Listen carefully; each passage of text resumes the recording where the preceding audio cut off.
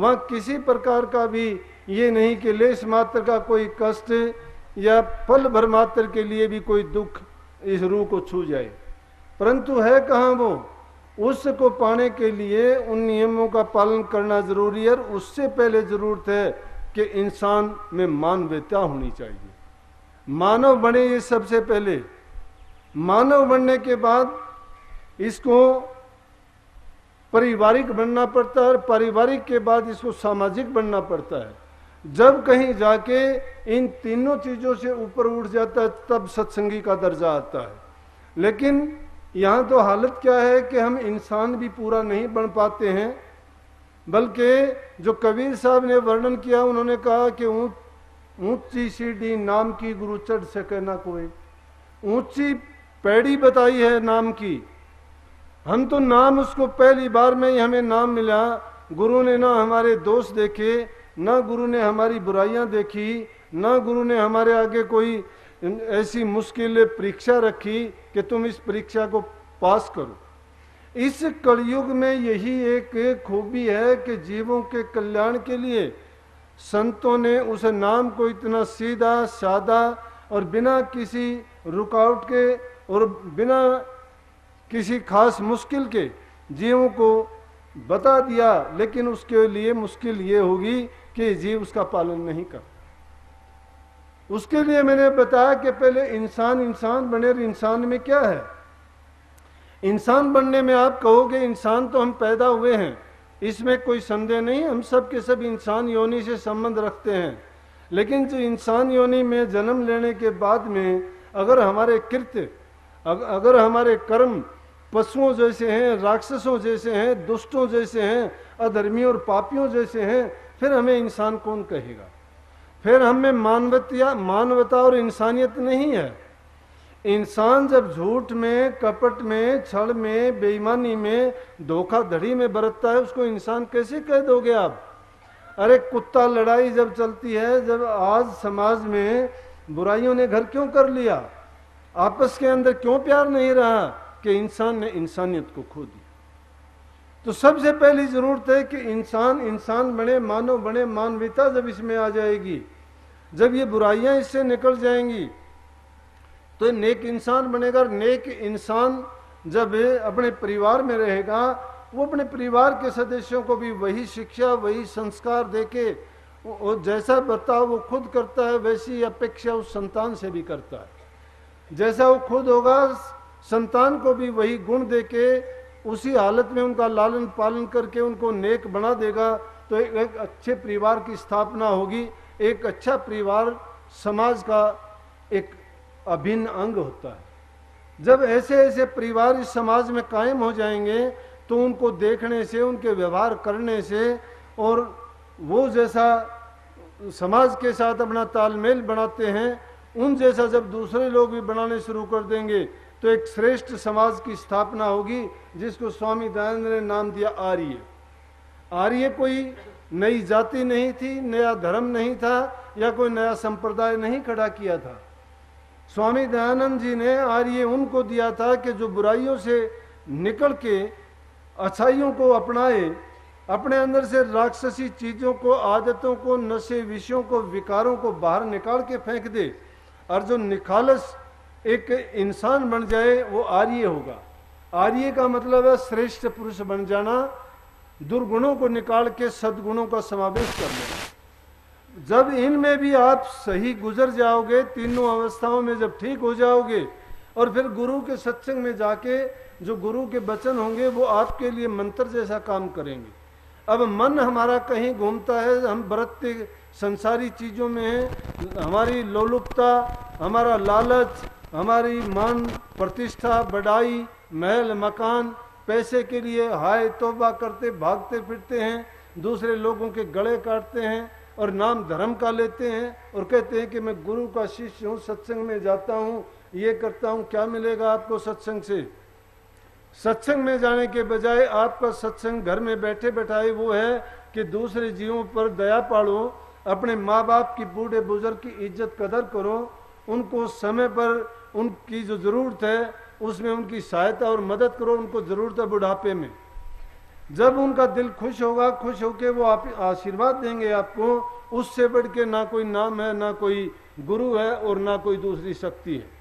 ये शक्तियां, सिद्धियां, ये मामूली बातें हैं। ये तो अगर आप सेवा करोगे, घरों में प्यार का बर्ताव करोगे, उनमें भी आपको आसानी से मिल जाएंगे। लेकिन जब आप ऐसे मार्ग पर चलोगे, ये ना सोच लेना कि जब उन कवियों से आप निवृत्त भी हो जाओगे मान जाऊंगा। अभी लड़ाई उसके बाद शुरू होती है, यहाँ पे खत्म नहीं हो जाती। ये तो सिर्फ एक ऐसी स्टेज है, नाम की सीढ़ी इससे बहुत ऊंची है, और उस नाम की सीढ़ी पर जाने से पहले इंसान को काल और माया से लड़ना पड़ता है। और माया का खेल ऐसा है जो संसार में एक मकड़ी के जाल की तरह से फैली हुई है। इस 84 लाख योनियों के जितने जीव जंतु हैं, उस माया ने अपने जाल में उनको फंसा रखा है, और उसने ऐसे ऐसे इंतजाम और प्रबंध कर रखे हैं कि ये जीव उसके जाल से निकलने ना पाए। तो वो सबसे ज्यादा किसको फंसाती है? इंसान को फंसाती है, क्योंकि इंसान ही ऐसा जीव है जो 84 लाख योनि में उसके चंगुल से छूट सकता है, क्योंकि गुरु इसी योनि में मिलता है। गुरु बिन ज्ञान नहीं, ज्ञान बिन ध्यान नहीं, ध्यान बिन मुक्ति नहीं है। ये ज्ञान सहज ज्ञान की बात नहीं है। ये तो छोटी मोटी किसी चीज को देखने से ज्ञान मिल जाएगा, कोई हमें बोलने समझाने से ज्ञान मिल जाएगा, किसी चीज को लगातार उसका अभ्यास करने से ज्ञान मिल जाएगा। लेकिन जो ब्रह्म ज्ञान है, वो ब्रह्म ज्ञान सतगुरु के द्वारा दिया गया हुआ सीधा इन कानों के रास्ते से, आंखों के रास्ते से हमारे अंदर में जब प्रवेश कर जाएगा, और जब उसमें अंदर में जाके वो ज्ञान रूपी दीपक प्रकाशित होगा, तब तिमिर और अज्ञान वहां से खत्म होने के बाद में स्वयं प्रकाशित दीप जब जलना शुरू होगा, वो हमारे अज्ञान की परतों को उधेड़ के रख देगा और सच्चाई हमारी नजरों के सामने होगी। लेकिन ये माया कैसी है? इसे माया से छूटने का उपाय आप पूछ सकते हो कि जब माया फैली हुई है तो छूटने का उपाय क्या है? इसको भी संतों ने अपने वचनों के द्वारा, सत्संगों के द्वारा, समय समय पर शिष्यों द्वारा पूछे हुए प्रश्नों में उनका भी निराकरण किया है और इस समस्या का भी समाधान बताया है। कबीर साहब ने क्या कहा? माया को कहा कि कबीर माया रूखड़ी दो फल की दातार, खावत खर्चत मुक्ति दे और संचित नरक के द्वार। ये माया ऐसा पेड़ है, ऐसा एक दरखत है जो दो फलों को देती है। वैसे तो पेड़ों में आजकल तो कितने ही लोग खोज करके एक एक पेड़ पर कई प्रकार के फल लेते हैं, लेकिन इस सृष्टि में जो माया रूपी पेड़ है, जो संतों ने बखान किया है कि वो दो फलों को देती है। उनका रंग रूप एक जैसा है, फलों का स्वाद एक जैसा है, उनका देखने में एक जैसे हैं, एक ही पेड़ पे एक ही खुराक लेके लगते हैं। वो माया रूपी पेड़ पे कौन कौन से लगते हैं? एक के खाने से तो इस जीव को मुक्ति मिलती है, दुखों से छूटता है, संसार के जितने कष्ट कलह क्लेश हैं उनसे निवृत्ति मिलती है, बैराग लग जाता है और ये सीधा अपने धाम में गुरु के चरणों में और उसी पूर्वले देश में पहुंच जाता है। लेकिन दूसरा फल जो खाता है, उस फल का क्या होता है? वो नरकों में ले जाता है। वो फल है क्या? वो इंद्री का भोग है, विषय विकार का रोग है। जो विषय विकारों में फंस जाता है, नशे विषयों में, मांस मिट्टी में, मिथ्या चीजों में और दूसरे कामों में अपने जो जीवन को बर्बाद करता है। क्यों? कि नारी संग जो बन गया और दरब गया मदपान, प्राण गए कुसंग में तो तीनों गए नादान। इन तीन चीजों में जो फंस जाता है तो समझो उसका सर्वस्नाश हो गया, सब कुछ खो गया। लेकिन प्राण जिसके सत्संग में चले जाते हैं, जीवन जिसका नाम जपते हुए चला जाता है और समय उसका जिसका सत्संग में बीतता है, वो यूं समझो कि उसने सब कुछ प्राप्त कर लिया, सब कुछ हासिल कर लिया। लेकिन जो माया दो फल की दात्री है, दाता है, जो दो फल हमें देती है, उसमें जो हम इंद्रिय विषय भोग का फल खाते हैं तो नरकों में जाते हैं, लेकिन जो नाम रूपी सत्संग रूपी फल का आहार करते हैं तो वो हमें क्या करता है कि मुक्ति का फल देता है। लेकिन खाना खर्चना भी क्या है? कहता है खाने खर्चने से वो माया कौन सी है? माया पैसे को ना समझ लेना। माया एक ऐसी चीज है, इसकी असल में परिभाषा वो किसी चीज में किसी चीज का होना ही माया है। धन माया नहीं है, माया का एक अंग है ये। पापी के घर पाप माया है, धनी के घर धन माया है, दुष्ट के घर दुष्टता माया है, झूठे के घर झूठ माया है, पाखंडी के घर पाखंड माया है। क्योंकि माया के अनेक रूप है, एक रूप नहीं है। लेकिन उस माया को खर्चने खाते हो, वो एक माया का धन का पैसे का रूप दिखाया कि अगर उसको तुम खर्चने खाने से आप कहोगे ऐश करेंगे, पैसा बहुत है, ठाठ करेंगे, ये दुनिया के ठाठ बाट हमारे लिए हैं, पैसा हमारे पास बहुत है, घूमेंगे फिरेंगे खाएंगे सब कुछ करेंगे, क्या करोगे? अरे खट्टा मीठा खाओगे, शरीर में रोग लगाओगे, कुछ नहीं मिलना, कुछ दिन के बाद में ये शरीर की ये हालत हो जाओगी, ना खाने के रहोगे, सब चीज़ों के परहेज हो जाएंगे, क्या खाने पीने में आनंद मिला? अगर कहोगे अच्छे कपड़े पहनेंगे, शरीर को ढांपने की ज़रूरत है, सर्दी गर्मी से बचाने के लिए कपड़ा मिल जाना चाहिए, पेट भरने के लिए शुद्ध और पवित्र अन्न मिल जाना चाहिए। लेकिन इंसान के जब विचार पवित्र होते हैं, महापुरुषों का सत्संग मिल जाना चाहिए। सुत दारा और लक्ष्मी पापी घर भी हो, संत समागम हरि कथा तुलसी दुर्लभ। सुत दारा और लक्ष्मी तो दुष्टों के घर में भी होती है, जो रोजाना हजार हजार बकरे काटते हैं, मुर्गे काटते हैं, मुर्गी फार्म खोलते हैं, अंडे बेचते हैं, कितने जीवों की हत्या करते हैं, पैसा उनके पास भी है। उनके पास भी कई कई लड़के होते हैं, बहुत होते हैं, लेकिन वो पाप फैलता जाता है। इसीलिए कहा सुत दारा और लक्ष्मी पापी घर भी हो, ये पापी और दुष्टों के घर में भी हो जाएंगे। लेकिन संतों का समागम, संतों का आना, हरि की कथा, और ये चीज बड़ी दुर्लभ है। अगर किसी को संत सतगुरु मिल गया, महापुरुष मिल गया, तुम्हें रास्ता दिखाता है, बुराइयां छुटवाता है, सत्य मार्ग पर लगाता है, अपने भाग को सराहो कि उससे अच्छा मौका कभी नहीं मिलने का। लेकिन खावण खर्चन बड़ा अंतर, मन में देख विचार, एक खिलावे साध को एक मिलावे छार। वो खाने खर्चने में भी बड़ा अंतर है। एक तो तुम खावण खर्चने में क्या अंतर है? एक तो जो चीजें मैंने बताई कि तुम विषय भोग में खर्च करते हो, अच्छा पहनने में, अच्छा खाने में और दूसरी चीजों में, वो तुम्हें बर्बादी पर ले जाती है।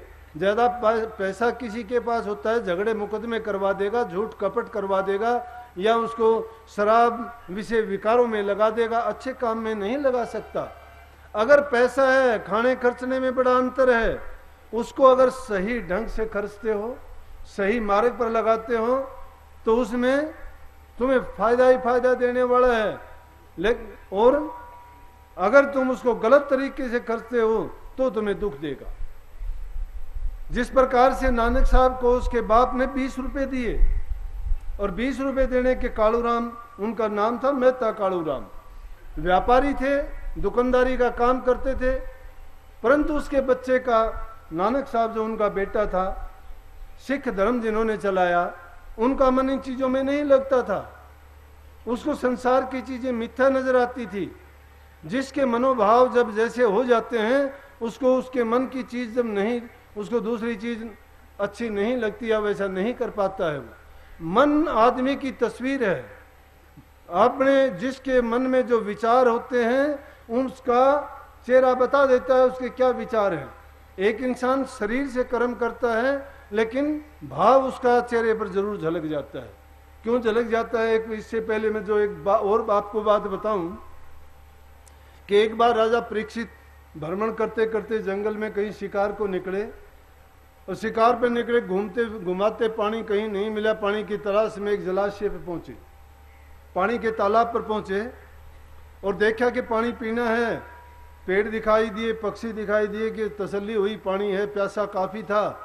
लेकिन क्या देखता है कि उसमें कुछ कन्याएं, लड़कियां शरीर से नग्न होकर और जलाशय में स्नान कर रही थी। राजा परीक्षित बड़ा धर्मात्मा आदमी राजा था, बहुत समझवान ज्ञानवान था।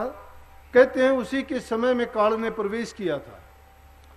राजा परीक्षित सुखदेव मुनि ने ही उनको कथा सुनाई थी, और वो क्यों सुनाई थी, वो भी उन्होंने कुकृत्य करवाया था। काल ने उसी समय से बुद्धि पर बैठ के गलत काम करवा दिया था, जिसके कारण सर्प ने उनको डसा था।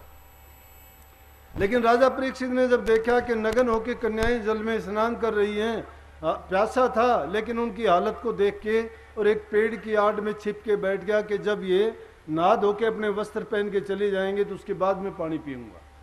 लेकिन क्या देखते हैं कि उसी समय सुखदेव मुनि आए और कन्याएं जहाँ स्नान कर रही थी उसके पास में वो स्नान करने लगा।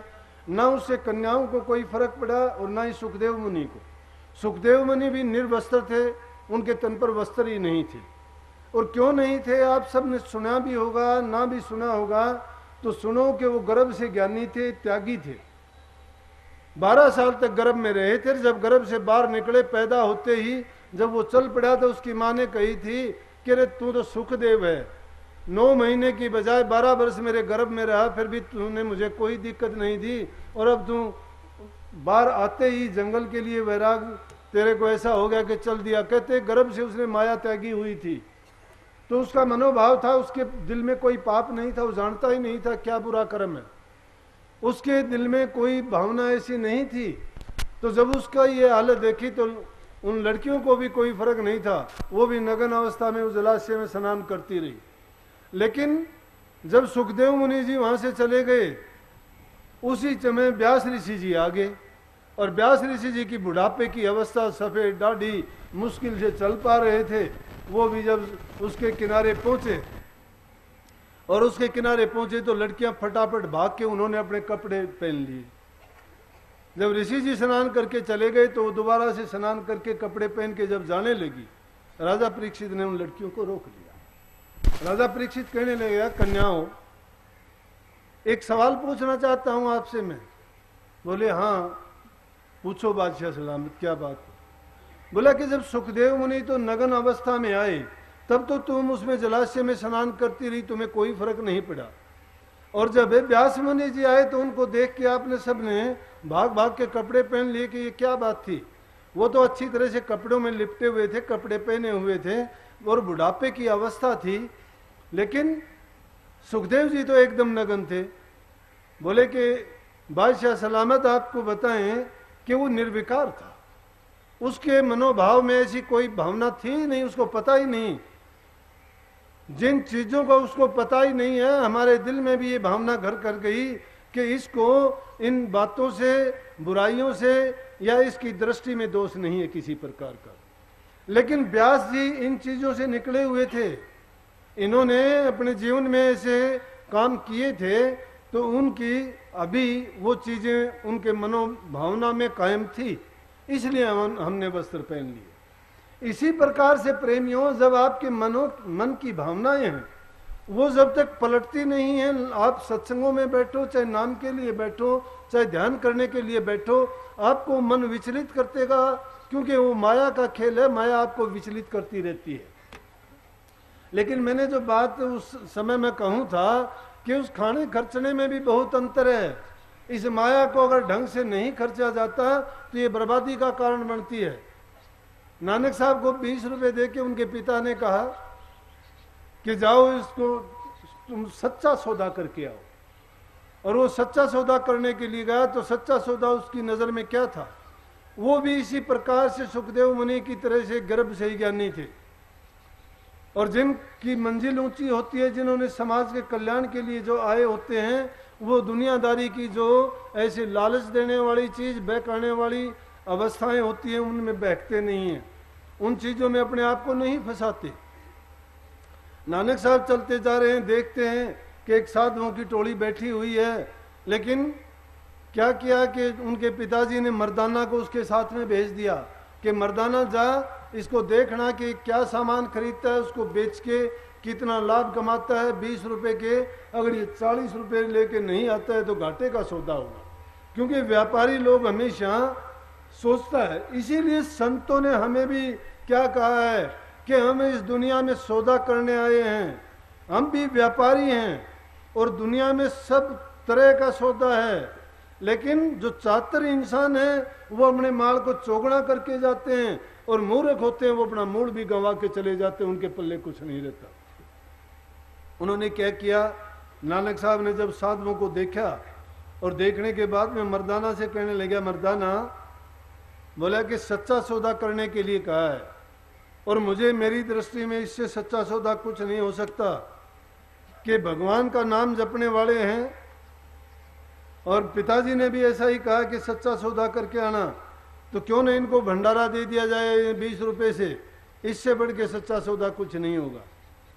उन्होंने उनका रसोई का सामान ला के सब महात्माओं के लिए भंडारा करके 20 रुपए खर्च करके शाम को आके गांव से ही बाहर बैठ गए। पता था, कहने लगे मर्दाना जाओ घर पिताजी को कह देना। बोला कि यार पूछे तो कह देना सच्चा सौदा करके आया हूं। असल में सोचा जाए तो उन्होंने किया तो सच्चा सौदा ही था। हम झूठा सौदा करके तो सच्चा सौदा समझते हैं, लेकिन सच्चा सौदा हमें करना नहीं आता। आज करते सारे झूठा सौदा है, नाम सच का लेते हैं। जो परमात्मा का नाम है उसकी जो कमाई करता है, जो परमात्मा का भक्त है उसकी जो सेवा करता है, जो परमात्मा का जिसने साक्षात्कार कर लिया और वो हमें जो वचन सुनाता है, हमें शिक्षा देता है, उसको अपने मान के अपने जीवन में उतार लिया, तो इससे बढ़ के कोई भी सच्चा सौदा नहीं हो सकता। चतुर इंसान वही है जीते जी इसी जीवन में अपने सभी जो भी खोट हम में हैं, उन खोटों के लिए तो रोजाना अपने इष्ट से सतगुरु से